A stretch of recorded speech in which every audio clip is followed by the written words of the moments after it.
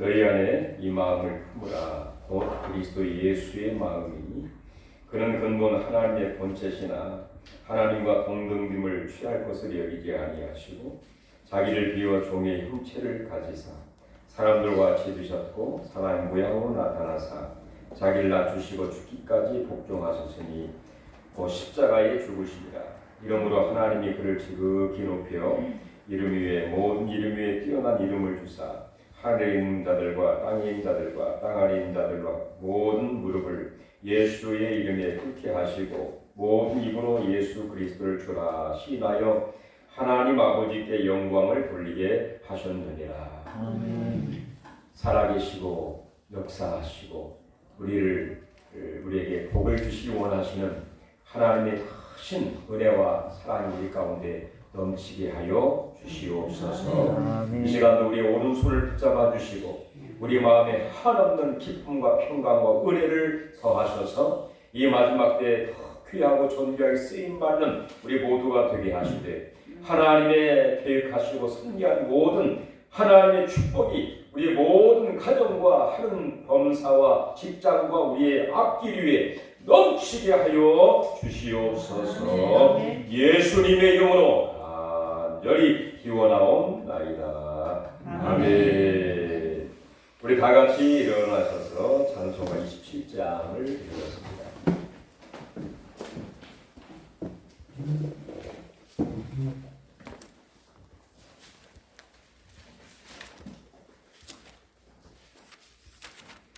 (27장) 빛나고 높은 보좌와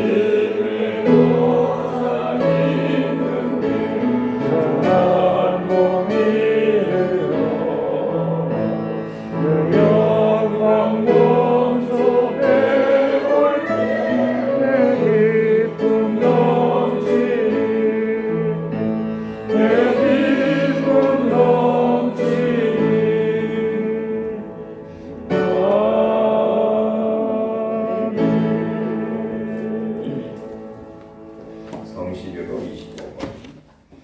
너희 만민들아 손바닥을 치고 즐거운 소리로 하나님께 일치를 지어라. 지존하신 여호와는 두려우시고 온 땅에 큰 왕이 되시도다. 여호와는 만민을 우리에게 나라들을 우리 땅 아래에 발 아래 복종하게 하시며 우리를 위하여 기업을 하시나니 사랑하신 야곱의 영화로다. 하나님께서 즐거운 함성 중에 올라가시며 여호와께서 나팔 소리 중에 올라가시도다. 찬송하라 하나님을 찬송하라. 찬송하라 이 왕을 왕을 찬송하라. 하나님은 온 땅의 왕이심이라. 지혜의 시로 찬송할지어다. 하나님의 묵백성을 다스리시며 하나님이 그의 거룩한 보좌에 앉으셨도다. 문나라의 고관들이 모이며 아브라함의 하나님의 백성이 되도다. 세상의 모든 방패는 하나님의 것이며 그는 높음을 받으시리로다. 아멘. 사도신경 우리 신앙 고백합니다. 전능하사 천지를 만드신 하나님 아버지를 내가 믿사오며 그 외아들 우리 주 예수 그리스도를 믿사오니 이는 성령으로 잉태하사 동정녀 마리아에게 나시고 본디오 빌라도에게 고난을 받으사 십자가에 못 박혀 죽으시고 장사한 지 사흘 만에 죽은 자 가운데서 다시 살아나시며 하늘에 오르사 전능하신 하나님 우편에 앉아 계시다가 저리로서 산자와 산자와 죽은 자를 심판하러 오시리라. 성령을 믿사오며 거룩한 공교와 성도가 서로 교통하는 것과 죄를 사하여 주시는 것과 몸이 다시 사는 것과 영원히 사는 것을 믿사옵나이다. 아멘. 우리 앉으시면서 찬송가 559장 이 찬송한 후에 강경을 나오셔서 기를 인도해주시겠습니다.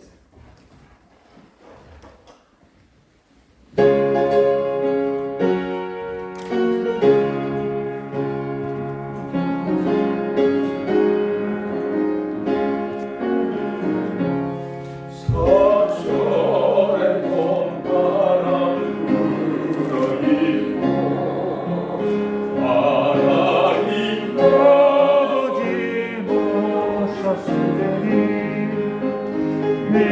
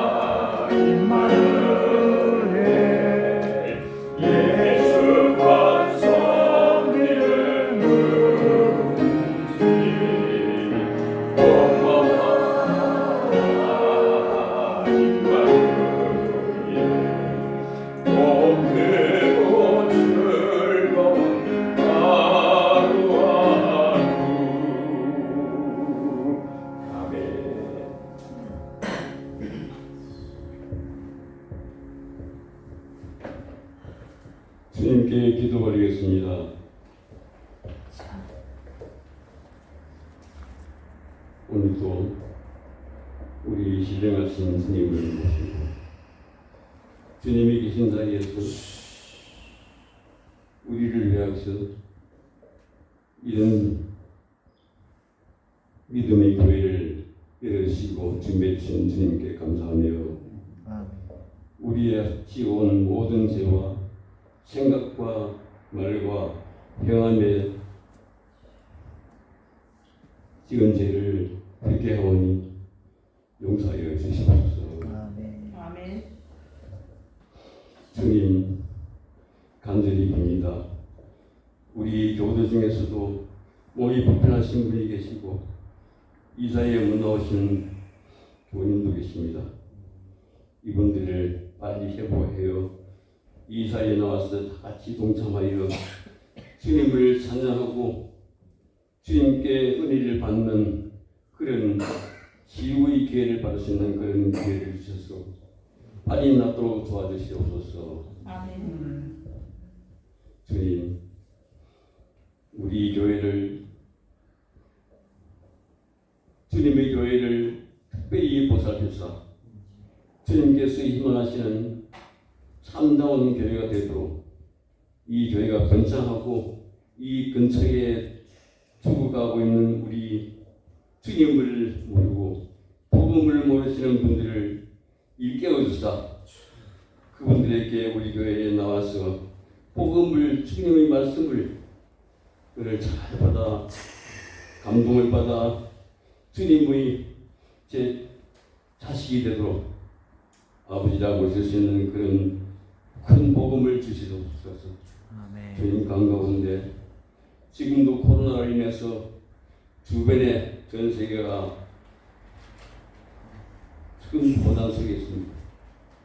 이것을 보살펴사 주님의 능력으로 주님의 특별한 은혜로 이 세상을 코로나로부터 해방시켜 참된 지음을 쓸 수 있도록 도와주시옵소서. 아멘.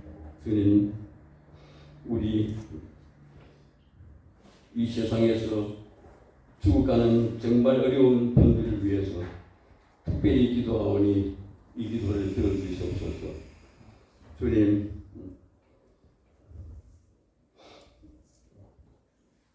오늘도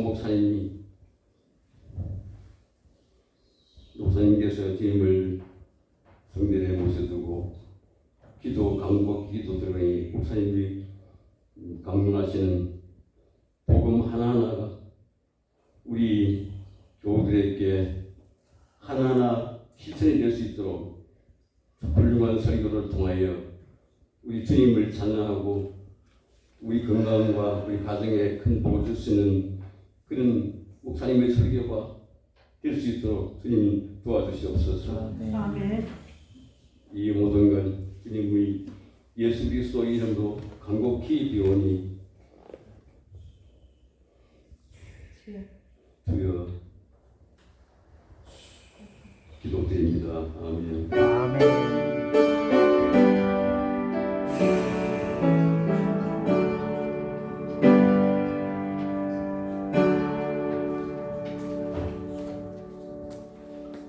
오늘 같이 나눌 하나님 말씀은 창세기 40장입니다.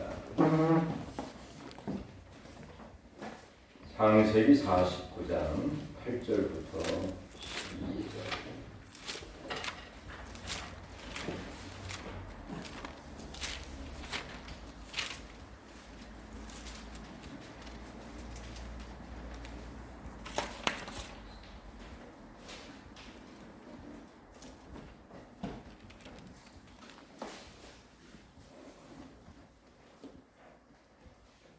그 같이 합독하겠습니다. 유다야, 너는 내 형제의 삼손이 될지라.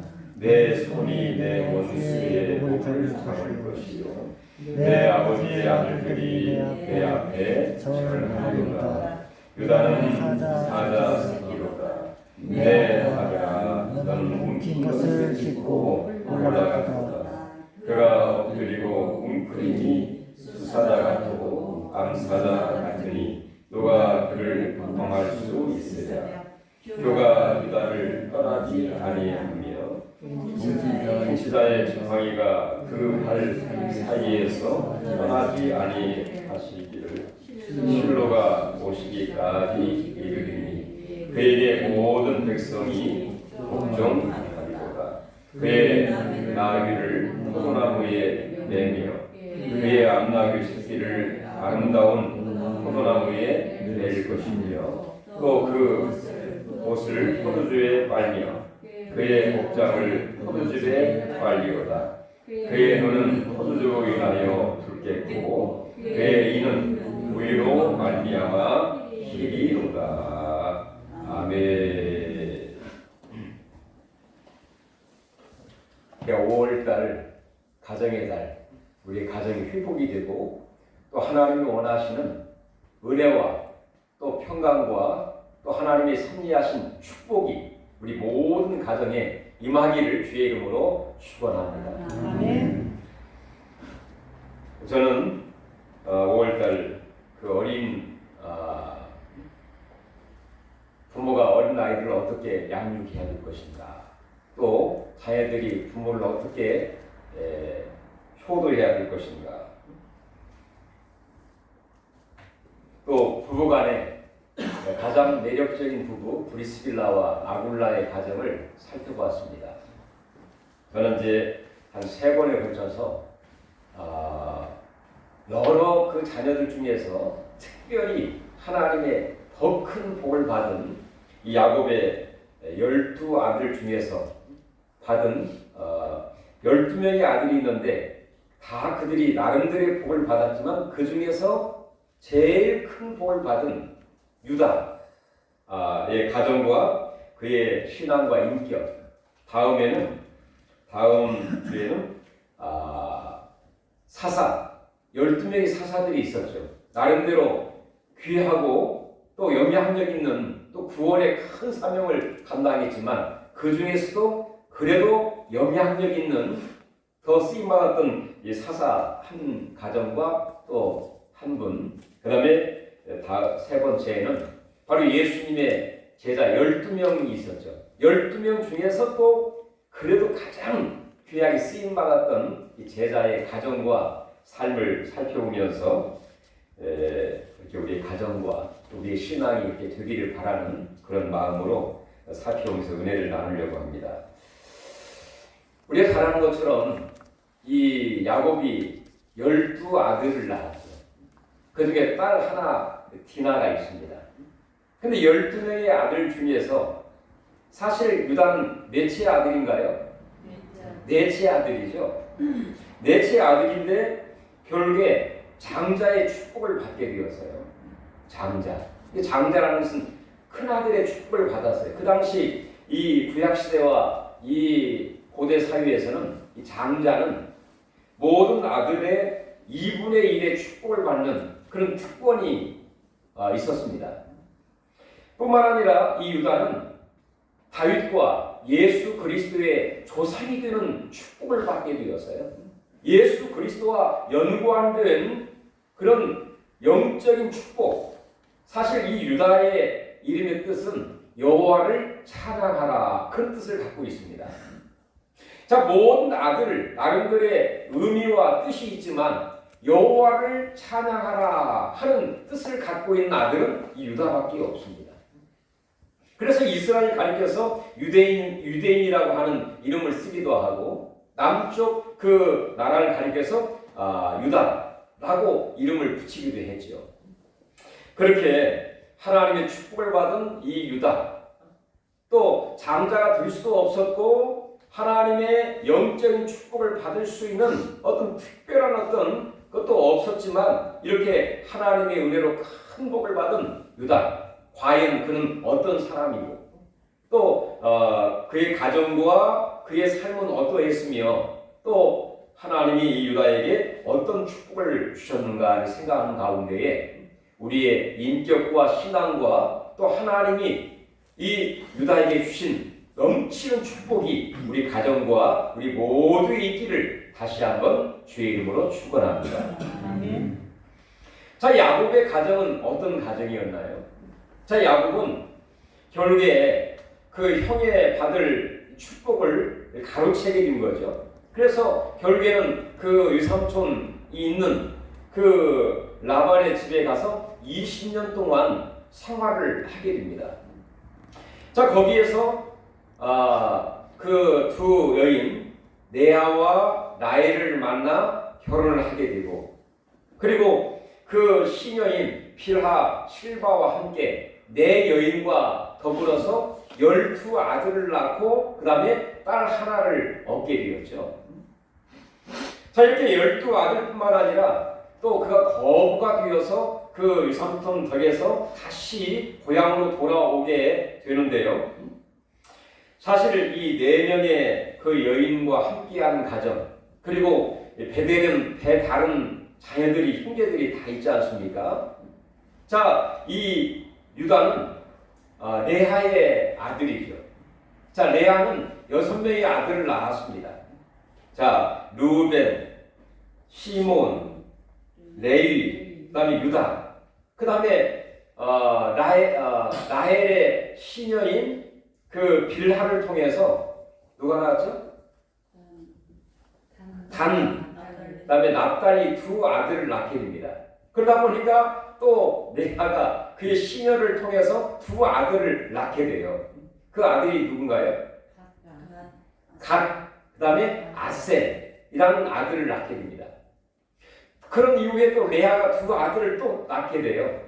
그 아들은 또 누구죠? 자, 이사갈, 그 다음에 스불룬. 항상 이 두 아들은 같이 따라다닙니다. 이사갈, 스불룬. 그 이후에 라헬이 드디어 두 아들을 낳게 되죠. 그 아들이 누군가요? 요셉과 베냐민. 그러니까 완전히 거의 콩가루 집안이죠. 분명히 그 여인이 낳은 배다른 이 한 지붕 아래 네 여인과 그 아들이 같이 더불어 형제라고 하지만 사실은 콩가루 집안이고, 얼마나 많은 이 갈등과 번민과 또 문제와 이런 것들이 얼마나 시기와 질투와 또 어떤 그 사랑, 그 아버지 야곱이 특별히 또 요셉을 특별히 사랑을 하고, 이후에 요셉이 애굽으로 팔려간 이후에 없어진 이후엔 베냐민을 그렇게 또 특별한 그런 사랑을 하게 되면서 형제간에 많은 문제들이 그 가정에 있었습니다. 복잡하고 문제가 많고 또 갈등이 있고, 심지어는 요셉을 정말로 미워하고 또 그를 죽이려고 하기도 했고, 이런 정말로 우리 인간적으로 이해할 수 없는 문제들이 많이 내재하여 있는 그 가정이 바로 야곱의 가정이었습니다. 자, 그런 가정에서 이 유다는 장자가 아닌 넷째 아들이에요. 그런데 결국에는 이 유다가 장자의 축복을 받게 되는데요. 첫 번째 아들이 루벤입니다. 루벤은 우리가 49장에 보면은 이 야곱의 첫 아들이고 그의 기력이 시작이고 또 그가 탁월한 그런 아들이라고 표현을 하고 있는 걸 보면 아주 잘나고 똑똑하고 인물이 좋고 대단한 그런 그 아들이었죠. 그런데 이 아들이 결국에는 그 라헬의 그 시녀인 그 빌하를 통간하게 되면서 결국에 그 장자로부터 버림을 받게 되는 그런 일이 있게 되었죠.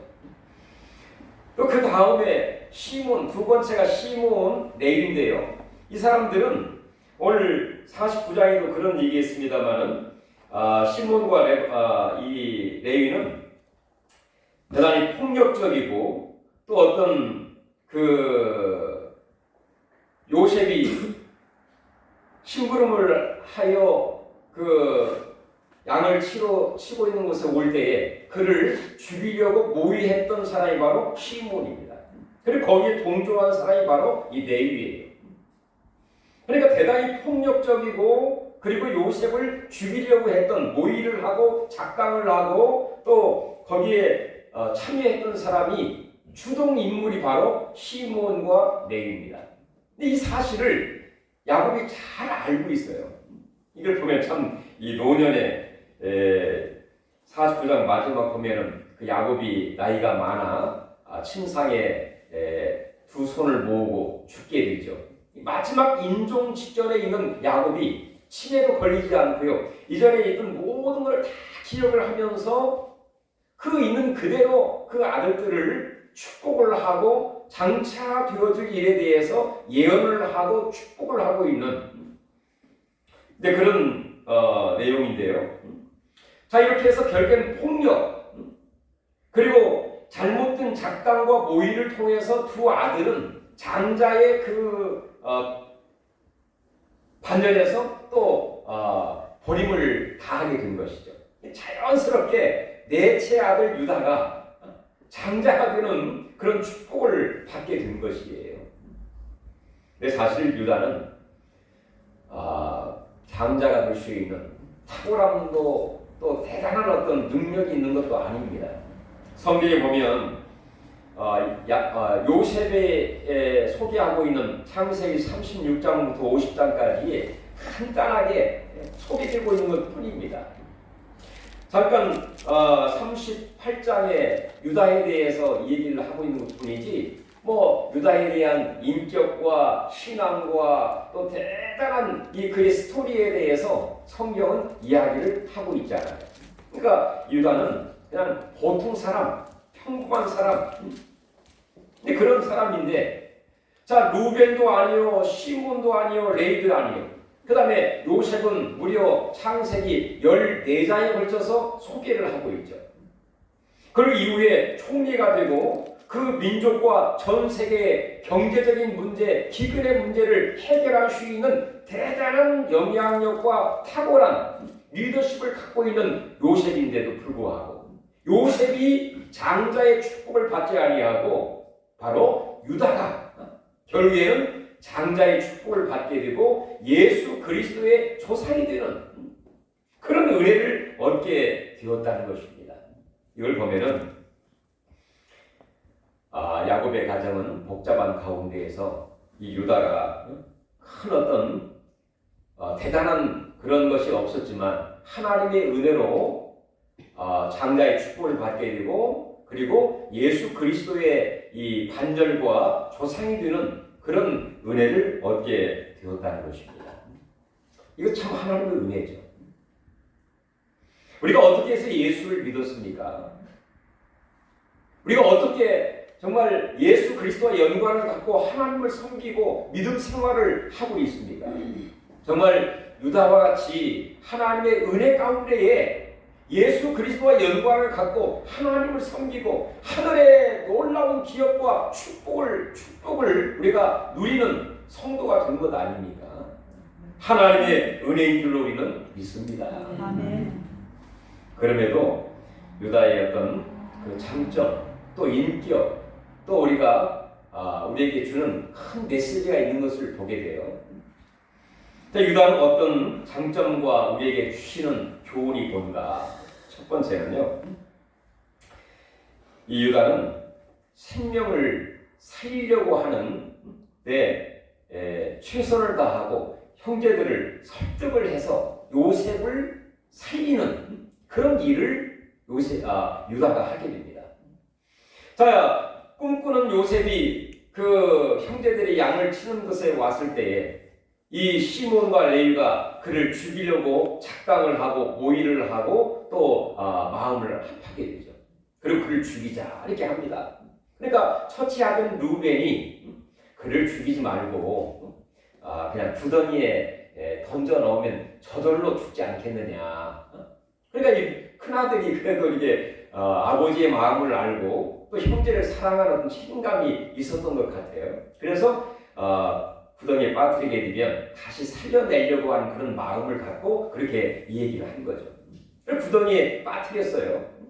그러면 구덩이에 빠뜨리게 되면 그 사막 가운데에서 바람이 불면 그 모래가 그 구덩이에 모아가지고 완전히 죽을 수밖에 없고 그리고 짐승에 답이 될 수밖에 없는 정말 죽을 수밖에 없는 그런 그 요셉이죠. 자, 이 광경을 보면서 이 유다의 마음 속에 이 어쨌든 간에 배다른 아들이지만 이 요셉을 죽여서는 안 되겠다. 죽어서는 안 되겠다. 그리고 죽었을 때 그 아버지가 얼마나 슬퍼하겠는가. 그럴 바에야 아예 이 요셉을 애굽으로 파는 것이 낫지 않겠느냐. 그렇게 생각을 하고 판단을 하고 그 요셉을 살리기 위해서 그 형제들을 설득을 하게 됩니다. 형제들이요. 요셉을 그냥 구덩이에 놔두느니 은 20에 아예 애굽으로 내려가는 그 상인들에게 파는 것이 낫지 않겠느냐. 어떻게 보면 유다는 하나님의 섭리와 하나님 모든 것을 생명의 주관자이신 하나님을 전적으로 신뢰하는 그런 믿음도 있었던 것이죠. 그래서 형제들을 설득을 합니다. 대단한 리더십이에요. 자기의 의지와 생명을 살리려고 하는 그런 마음과 의지를 그 형제들에게 잘 얘기를 하고 설득을 해가지고요. 그 형제들이 그 설득에 넘어갔다고 할까요? 아니면 거기에 동의를 했다고 할까요? 결국에 은 20도 은 20이 적은 돈이 아닙니다. 상당한 그 액수인데 은 20을 받고 결국에 요셉을 애굽으로 내려가는 그 상인에게 팔게 된 것이죠. 바로 이 속에 그 유다의 정말 그 요셉을 사랑하는 그런 마음이라 할까요? 그리고 죽을 수밖에 없는 그 영혼을 살리려고 하는 그런 마음, 그리고 부모의 마음을 헤아리는 그 깊은 마음이 유다의 마음 속에 있었다는 것입니다. 그리고 형제들을 설득하고, 그리고 자기의 어떤 의지와 그 어떤 생각을 형제들에게 이야기를 해서 결국에 형제들이 다 동의를 하고 결국에는 요셉이 살인하게 된 거죠. 죽음의 구덩이에서. 그리고 짐승의 그 밥이 될 수밖에 없는 가운데에서 어쨌든 간에 애굽으로 팔려가는 것은 참 아픈 그런 일이지만 어쨌든 간에 그를 구덩이에서 살려낼 수 있는, 짐승의 밥에서 살려낼 수 있는 그 일을 바로 유다가 했다고 볼 수가 있다는 것입니다. 아마 이 일을 두고두고 마음에 괴로워하기도 했겠죠. 왜냐하면 이 사실을 그 아버지에게 거짓말을 하게 되죠. 형제들이 다 그 요셉의 옷을 짐승의 피를 묻혀가지고 가서 얘기를 합니다. 짐승에 의해서 죽은 것 같다. 아버지가 그 사실을 그대로 믿게 되었고 또 이후에 그 얘기를 하지 않습니다. 계속 마음에만 두고 있는 것이죠. 그러니 얼마나 괴롭겠어요. 특별히 유다의 마음속에는 자기가 그 애굽으로 팔자고 제안을 했고 멀리 떠나버린 그 동생, 그리고 아버지 그 이야기를 듣고 대성통곡을 했다고 성경은 얘기하고 있죠. 그 모습을 보면서 얼마나 유다의 마음이 괴로웠겠어요. 그러나 분명한 것은 하나님이 이 모든 광경을 보시고 생명을 구원하려고 하는 그런 깊은 마음, 그리고 그 모든 것을 형제들을 설득을 해가지고 설득하고 그 일에 동참시킬 수 있는 리더십, 이건 대단한 능력이라고 볼 수가 있는 것이죠. 여러분, 우리가 한 사람 전도하기가 쉽지 않죠. 한 영혼을 구원하는 것, 그 위기와 죽음과 죄와 또 심판과 그 무지와 또 무목적과 정말로 매여있는 취하여 흔들리거리는 그 환경과 낙심과 어두움과 그늘 가운데에서 빛으로 인도하는 것 쉬운 일이 아닙니다. 바로 이 일에 바로 형제들을 설득하고 그리고 그 요셉을 살려낼 수 있는 그 리더십과 그 열심과 담대함, 바로 이런 깊은 마음과 생명을 살리려고 하는 뜨거운 마음이 우리 가운데 있기를 간절히 바랍니다. 아멘. 귀한 거 아닙니까? 다음 두 번째는 유다의 이 짧은 그 이야기 가운데 유다의 어떤 그 장점이라 할까요? 그의 깊은 어떤 인격, 또 하나님이 귀하게 보시는 그 신앙. 38장에 보면 유다가 이제 여행을 하게 됩니다. 여행을 한 가운데 그가 술에 취하게 되었고, 사실 그 유다에게는 세 아들이 있었죠. 엘과 오난과 그다음에 셀라라고 하는 세 아들이 있었는데, 첫째 아들 엘의 아내가 다말입니다. 그리고 첫째 아들이 엘이 죽게 되죠. 자, 엘이 죽으니까 그 다음 그 오난이라고 하는 둘째 아들을 그 첫째 며느리에게 주게 됩니다. 그 당시 이 풍습은 이 계대 결혼이라 해서 대를 잇기 위해서 만약에 형이 죽게 되면 둘째를 이렇게 그 남자로 받아들이게 되는, 그래서 대를 잇는 그런 전통과 풍습이 있게 되었죠. 근데 둘째 아들 이 오난이 다말과 이제 같이 살게 되는데 그가 범죄를 하게 된 거예요. 그런데 결국에는 하나님이 이 오난을 죽이게 됩니다. 그런데 결국에는 막내가 셀라인데 셀라는 아주 어려요.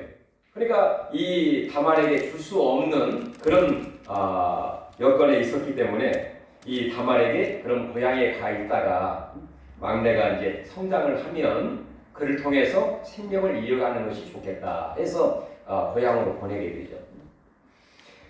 근데 고향으로 보내고 그 막내 어린 아이가 이제 성장을 했음에도 불구하고 그 아들도 죽을까봐 그 아들을 주지 않게 되죠. 자, 그런 가운데 다말이 이제 세월이 지나 이 유다가 그곳으로 온다는 이야기를 듣고 이 다말이 그곳에 가 유다가 술 취한 것을 알고 이 유다를 통해서 어떻게 보면 시아버지를 통해서 아이를 갖게 됩니다. 쌍둥이를 낳게 되죠. 베레스와 셀라인가요? 이 쌍둥이를 낳게 돼요. 그러면서 이제 이 다말이 그 징표로서 같이 동침한 그 징표로서 지팡이와 그 다음에 그 도장과 이 세 가지의 징표를 갖게 됩니다. 근데 이후에 이 유다가 며느리가 아이를 잉태하게 되었다는 이야기를 듣고 그를 죽이려고 하죠.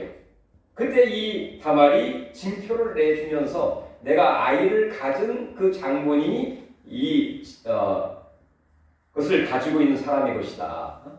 나중에 보니까 자기가 범인이죠. 그때 이 유다가 회개를 하게 됩니다. 성경에 보면 이렇게 얘기를 합니다. 그 며느리 다말에게 나보다 옳도다. 내가 그를 내 아들 셀라에게 주지 아니하였습니다 하고 다시는 그를 가까이 하지 아니하였더라.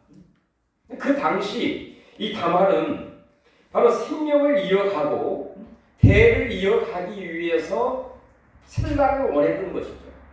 그럼에도 불구하고 유다가 그것을 지키지 아니하고 그 당시 전통과 율법과 성경을 지키지 아니함으로 인해서 결국에 유다를 통해서 대를 잇게 된 것이죠. 바로 이 다말은 생명을 잇고자 하는 그뿐만 아니라 바로 결국에는 하나님의 생명을 이어갈 뿐만 아니라 예수 그리스도의 대를 이어가기를 원하는 그런 뜨거운 마음이 다말에게 있었던 것이죠. 근데 이 유다가 그렇게 하지 아니함으로 다말이 방법은 잘못되었지만 결국에 자식을 낳게 되고 대를 이어가게 돼요. 이 광경을 보면서 유다가 네가 오히려 나보다 옳도다 하면서 자기가 회개를 하게 되죠. 자기가 이 전통과 바로 하나님의 뜻을 거역했던 자기 자신을 회개하게 되고 내가 잘못했다. 네가 오히려 옳도다 하면서 오히려 그 여인에게 핑계를 하거나 모든 원인을 전가시키지 아니하고 인간적으로 그 다말에게 여러 가지 핑계를 댈 수도 있죠. 나를 유혹을 하고 오히려 나에게 범죄하게 한 장본이 너 아니냐? 나를 오히려 유혹하지 않았느냐? 나로 하여금 범죄하게 하지 않았느냐? 여러 가지 이유를 댈 수 있었지만 그를 탓하지 아니하고 자기의 모든 잘못을 다 회개를 하게 되죠. 자식이 죽을까봐 바로 하나님 뜻을 어겼던 계대의 그 결혼 자식을 주는 것을 내가 잘못했다. 주지 않은 것을 내가 잘못했다. 그렇게 철저하게 자기의 잘못을 시인하고 그리고 자기의 죄를 고백을 하고 그런 이후에 다시는 다말에게 다시는 그런 일을 하지 아니하였더라. 다윗은 그 바세바라고 하는 여인을 범한 이후에 그것을 합류하기 위해서 그의 남편 우리아를 전쟁으로 보나 죽이기도 했죠. 근데 오히려 유다는 자기 잘못 솔직하게 인정을 하고 회개를 하고 다시는 그런 실수와 죄를 범하지 아니하였더라. 할렐루야. 이 큰 유다의 장점이면서 신앙이면서 믿음의 인격이라고 볼 수가 있는 것이 다시는 하나님의 말씀대로 살았더라 그런 얘기예요. 비록 인간적으로는 이해가 안 되고 할 수 없는 그런 부분들이 있었지만 다시는 그 말씀대로 인간적으로 행하지 아니하고 말씀대로 하나님의 율법대로 그 유다는 행하였다. 이렇게 성경은 이야기를 하고 있습니다. 여러분, 우리의 신앙이 어떤 신앙이 건전하고 하나님이 기뻐하신 신앙일까요? 어느 때는 실수를 하기도 하고 어느 때는 범죄할 수도 있죠. 왜? 인간이다 보니까. 그렇지만 우리가 실수하고 범죄하고 또 어느 때는 악을 행하는 경우도 있을 수 있지만 내 자신을 철저하게 인정을 하고 또 회개를 하는 것, 이게 대단히 중요한 것입니다. 바로 예수 그리스도의 보혈의 피 공로 의지에서 나의 죄를 회개하고 다시는 범죄하지 아니하고 주의 뜻대로 살아가는 이 결심, 결단, 그리고 노력, 의지, 바로 이런 은혜와 의지력과 또 결단이 있기를 주의 이름으로 축원합니다. 아멘. 하나님이 그 유다를 귀하게 보시지 않았겠어요. 이 정신을 차렸구나. 제대로 살고 있구나. 내 뜻대로 살고 있구나.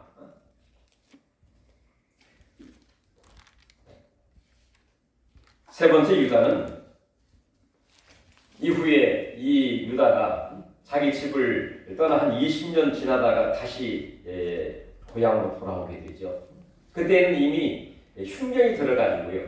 기근과 흉년이 들어서 몹시 어려운 상태에 있게 되었습니다.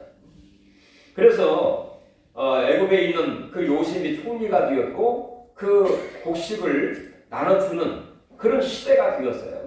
그러니까 야곱이 너무 힘드니까 그 형제들을 베냐민 이외의 모든 형제들을 다 애굽으로 보내가지고 곡식을 사오도록 그렇게 명령을 내리게 되었죠. 자, 애굽으로 가서 요셉을 만나게 됩니다. 요셉은 형제들을 다 보게 되었죠. 그래서 시몬을 남겨두고 갔는데 결국에 그걸 간첩으로 몰게 되면서 그 형제들을 다 곡식을 시몬만 감옥에 갇히고 형제들을 다시 다 보내게 됩니다. 그러면서 만약에 진정 당신들이 간첩이 아니면 바로 막내 베냐민을 데리고 오면 당신의 순수한 것으로 인정하겠다. 그렇게 이제 보내게 됩니다. 그리고 이제 곡식이 또 다 떨어진 후에 그 아버지가 또 자식들에게 얘기를 하죠. 애굽에 내려가서 곡식을 사오도록 해라. 근데 베냐민을 데리고 가야 되는데 그 야곱은 베냐민을 보내지 않으려고 하죠. 그때 유다가 어떻게 하느냐? 그 아버지를 설득합니다.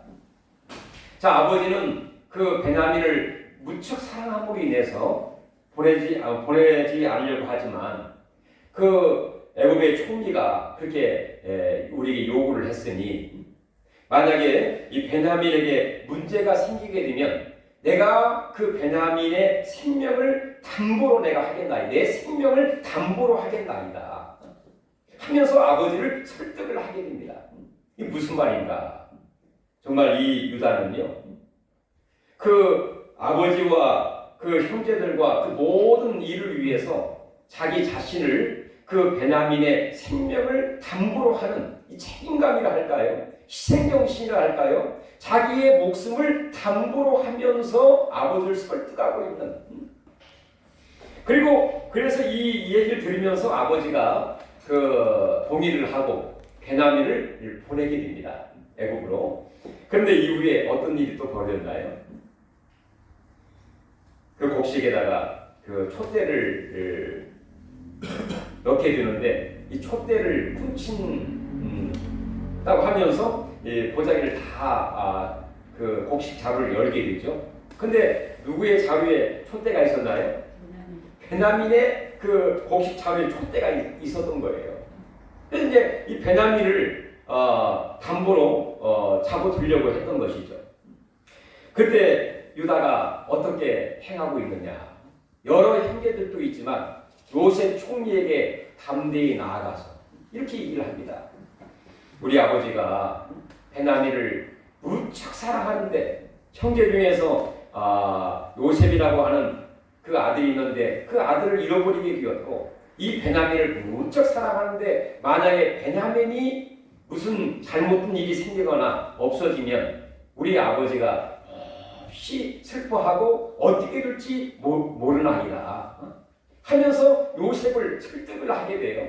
그러니까 아버지의 깊은 마음을 그 요셉에게 이야기를 하고 또 그를 설득을 하게 되는 것이죠. 자, 이 이야기를 들으면서 요셉이 감동을 먹게 된 거야. 이 유다가 한 말이 옳다. 이 노인이 정말 자식이 잃어버린 그 얘기를 들으면 얼마나 슬퍼하겠는가. 혹시 이야기를 듣고 충격을 받아 쓰러지지는 않을 것인가. 이 이야기를 듣고 요셉이 감동을 하면서 드디어 자기 자신의 정체를 이야기하게 됩니다. 내가 바로 잃어버린 요셉입니다. 한마디로 말해서 그 생명을 담보로 하고 그리고 그 요셉을 설득을 하면서 그 아버지의 마음을 전하면서 요셉을 설득을 해서 결국에 감동을 주게 하는 그 일을 유다가 하게 된 것입니다. 자, 이 모든 걸 보면은 유다가 이 평범한 같으면서도 생명을 살리는 이 깊은 마음 뿐만 아니라 하나님의 뜻을 행하지 아니한 것을 회개하고 다시는 말씀대로 살기로 마음에 작정을 하고 그리고 자기의 생명을 담보로 할 뿐만 아니라 그리고 희생정신, 어떤 십자가의 정신이라고 볼 수가 있겠죠. 그리고 요셉에게 아버지의 마음을 전달을 하면서 그 요셉을 설득을 해서 결국에는 요셉이 감동을 먹고 자기 자신을 다 드러내게 되는 자, 이런 모습을 보면서 이 유다가 12명의 형제들 가운데에서 정말로 위대한 리더십, 생명을 살리기 위해서 행하는 그 리더십과 희생정신과 책임감과 자기의 사명을 다하는 이 책임감을 다하는 바로 그 아들 유다의 모습을 볼 수가 있다는 것이죠. 이 모든 것을 야곱이 다 기억을 했어요. 그리고 마지막 임종 직전에 유다를 축복을 하고 있는 것이죠. 우리 8절 한번 다시 돌아오겠습니다. 유다야, 너는 내 형제의 찬송이 들지라. 찬송이 들지라. 이게 뭔가요? 내 형제의 찬송이 들지라. 많은 형제들이 이 유다를 좋아하고 정말 귀하게 여기고 오히려 높인다 그런 말이죠. 그 다음 또 읽어보면 내 손이 내 원수의 목을 잡을 것이요 내 아버지 아들들이 내 앞에 절하리로다. 그 자녀들이 그 유다 앞에 다 다 그 앞에 절을 하리로다. 한마디로 말해서 그 가문의 가장 이 장자, 가장 높은 사람, 첫째 아들처럼 그 앞에 다 절을 할 수 있는 장자의 축복을 받게 될 것이다. 그런 얘기입니다. 그 다음 또 읽어보겠습니다.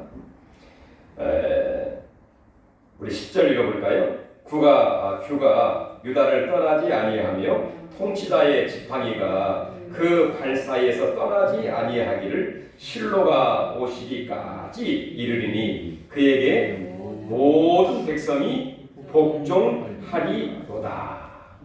왕이 가지고 있는 홀과 이 지팡이를 갖고 있는 것처럼, 다시 말해서 실로가 오기까지, 이 말은 이 실로는 지역을 의미한다기보다도 구원자를 의미한다고 볼 수 있습니다.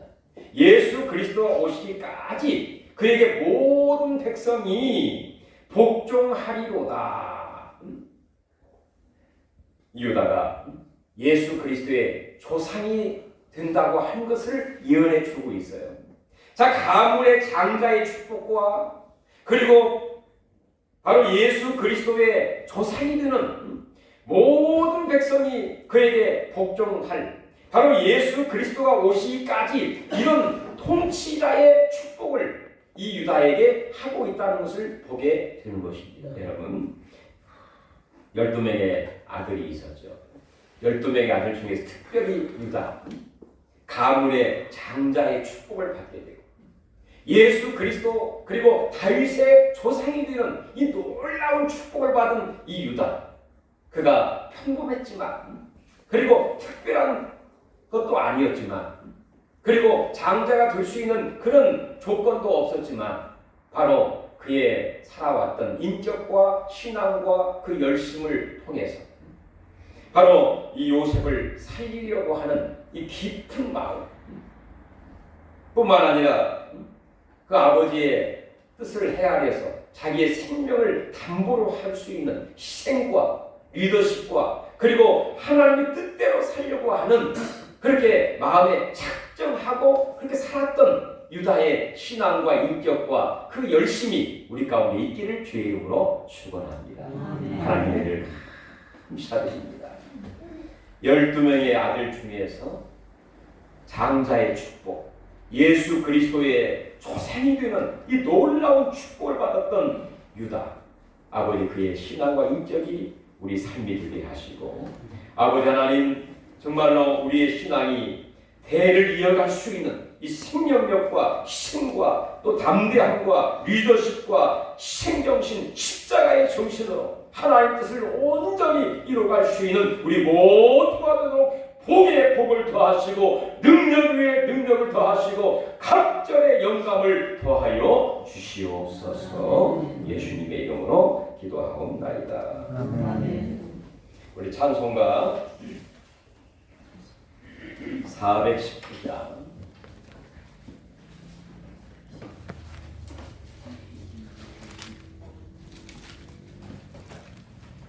주 날개미 내가 편안히 쉬네 감깃고 비바람 불어쳐도 아버지께서 날 지켜 주시니 거기서 편안히 쉬리로다. 찬송하시면서 준비하신 헌금도 하겠습니다.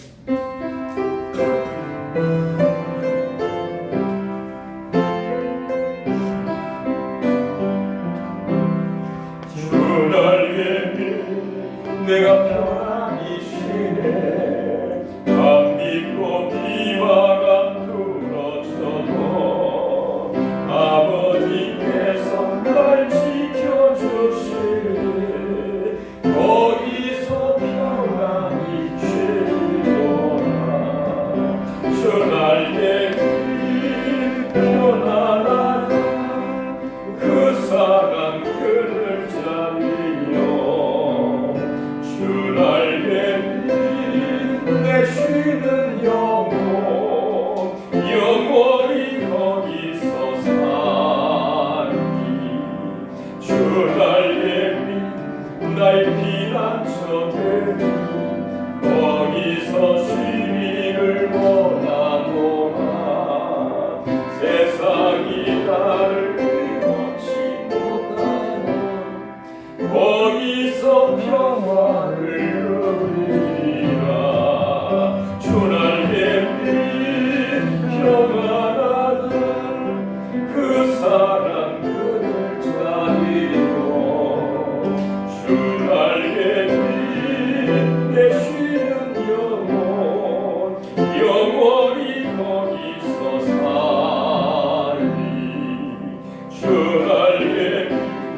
참된 기쁨이 있네 고달픈 세상 일 가는 동안 나도 믿음은 영원한 주를 얻으리라 주 날개 피어가는 그 사랑 그늘 자리요 주 날개 피내 쉬는 영혼 영원히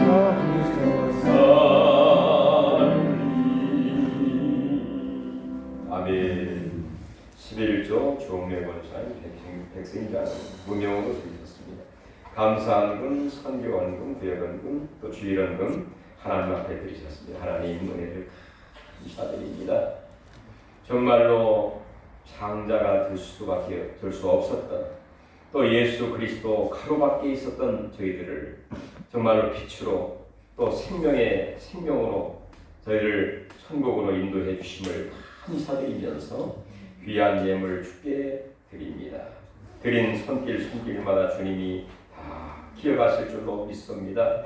건강에 복을 주시고 마음의 평강과 기쁨과 소망과 우리의 간구하는 기도를 주께서 응답하시되 주여 기적과 부흥과 능력과 응답과 역사가 나타날 줄로 믿습니다. 우리 행하는 범사가 형통케 하시고 이 마지막 때 귀하고 존귀하게 쓰임받게 하시며 아버지 하나님이여 또한 우리 앞길을 주의 부족함이 없이 인도하실 줄로 믿습니다. 필요한 물질과 필요한 여러 가지 것들을 하나님 은혜 가운데 채워주시고 만족케 하시고 풍성케 하시고 주여 우리를 통하여 크게 영광을 받으시옵소서. 필요한 모든 것을 넉넉하게 채워주실 줄로 믿사오고 예수님의 이름으로 간절히 축복 기도하옵나이다.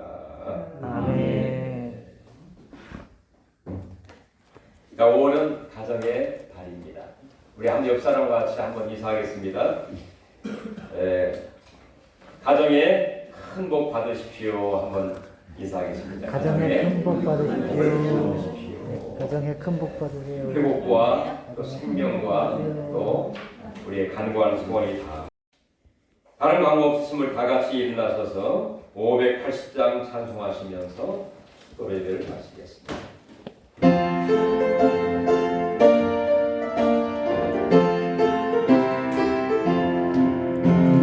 삼천리 반도 금수강산 하나님 주신 동산 삼천리 반도 금수강산 하나님 주신 동산 이 동산에 알림하나 사방의 일꾼을 부르니 온 이날의 일가로 그 누가 대답을 할까 일하러 가세 일하러 가 삼천리 강산리 하나님 경영 따라가시니 반로 강사 일하러 가시 삼천리 강산 금수강산 하나님 주신 동산 삼천리 관동 금수강산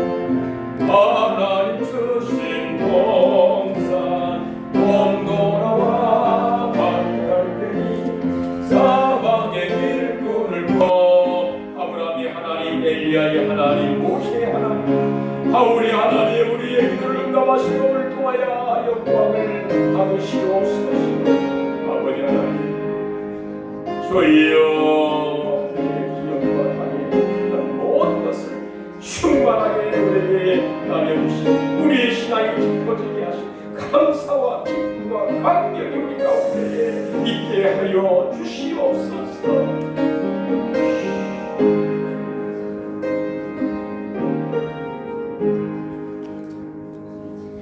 이제는 우리 주 예수 그리스도의 은혜와 하나님 아버지의 크신 사랑하심과 성령 하나님의 감화 감동 교통 내주 충만 인도하심이 유다의 인격과 유다의 신앙과 유다의 이 결단을 배워서 아버지 앞에 영광을 돌리고 귀하게 쓰임받기를 원하는 모든 성도들과 그의 가정과 자녀와 일터 위에 앞길 위에 한 모든 사업장 위에 지금부터 영원토록 함께 계실지어다. 아멘.